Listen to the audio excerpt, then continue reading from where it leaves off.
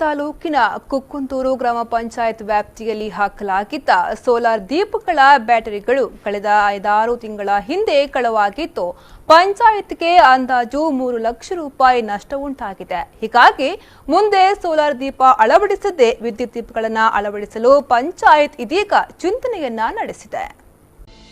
14ನೇ ಹಣಕಾಸು ಯೋಜನೆ ಹಾಗೂ ಕುಕ್ಕುಂತೂರು ಗ್ರಾಮ ಪಂಚಾಯತ್ನಿಂದ ಪಂಚಾಯತ್ ವ್ಯಾಪ್ತಿಯ ಕೆಲವು ಆಯ್ದ ಪ್ರದೇಶಗಳಲ್ಲಿ ಸುಮಾರು 52 ಸೋಲಾರ್ ದೀಪಗಳನ್ನು ಅಂದಾಜು 7 ಲಕ್ಷ ರೂಪಾಯಿ ವೆಚ್ಚದಲ್ಲಿ ಅಳವಡಿಸಲಾಗಿತ್ತು. ಆ ಪೈಕಿ ಒಟ್ಟು 36 ದೀಪಗಳ ಬ್ಯಾಟರಿಗಳನ್ನು ಕಳವುಗೈದಿದ್ದಾರೆ. 2016-17ನೇ ಸಾಲಿನಲ್ಲಿ ದೀಪಗಳನ್ನು ಅಳವಡಿಸಿದ್ದು ಒಂದೇ ವರ್ಷದೊಳಗೆ ಬ್ಯಾಟರಿಗಳ ಕಳ್ಳತನವಾಗಿದೆ. ಕುಕ್ಕುಂತೂರು ಗ್ರಾಮ ಪಂಚಾಯತ್ ವ್ಯಾಪ್ತಿಯ ನಕ್ರೆ ಭಾಗದಲ್ಲಿ ಗ್ರಾಮೀಣ ಭಾಗ ಇರುವ ಹಿನ್ನೆಲೆಯಲ್ಲಿ ಆ ಭಾಗಕ್ಕೆ ಹೆಚ್ಚು ಸೋಲಾರ್ ದೀಪಗಳನ್ನು ಅಳವಡಿಸಲಾಗಿತ್ತು.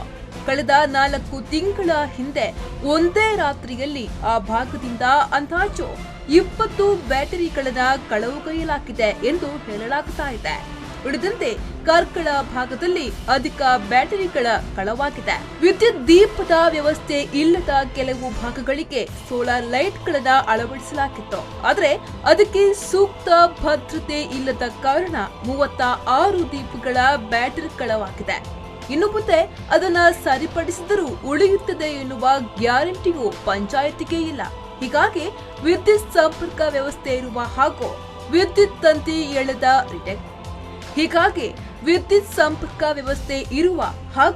ವಿದ್ಯುತ್ ತಂತಿ ಎಳೆದು ಸಾಧ್ಯವಾಗುವ ಭಾಗಗಳಿಗೆ ವಿದ್ಯುತ್ ದೀಪಗಳನ್ನೇ ಅಳವಡಿಸಲು ಪಂಚಾಯತ್ ಇದೀಗ ಚಿಂತನೆಯನ್ನ ನಡೆಸಿದೆ. ಕಳ್ಳತನದ ಬಗ್ಗೆ ಈಗಾಗಲೇ ಕಾರ್ಕಳ ನಗರ ಠಾಣೆಗೆ ಅಂದು ದೂರನ್ನ ನೀಡಲಾಗಿದ್ದು ಪ್ರಕರಣ ದಾಖಲಾಗಿದೆ.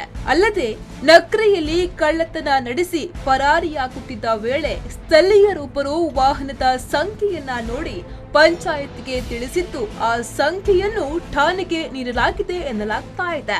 ಗ್ರಾಮಾಂತರ ಪ್ರದೇಶಗಳನ್ನ ಆಯ್ದುಕೊಂಡು ಪಂಚಾಯತ್ನಿಂದ ಸೋಲಾರ್ ದೀಪಗಳನ್ನ ಅಳವಡಿಸಲಾಗಿತ್ತು. ಆದರೆ ಅಂತಹ ಪ್ರದೇಶಗಳಲ್ಲಿ ಸೋಲಾರ್ ದೀಪಗಳನ್ನ ಅಳವಡಿಸುವುದು ಕಷ್ಟ. ಆ ಬ್ಯಾಟರಿ ಬಾಕ್ಸ್ಗೆ ಲಾಕ್ ಇರುವುದಿಲ್ಲ.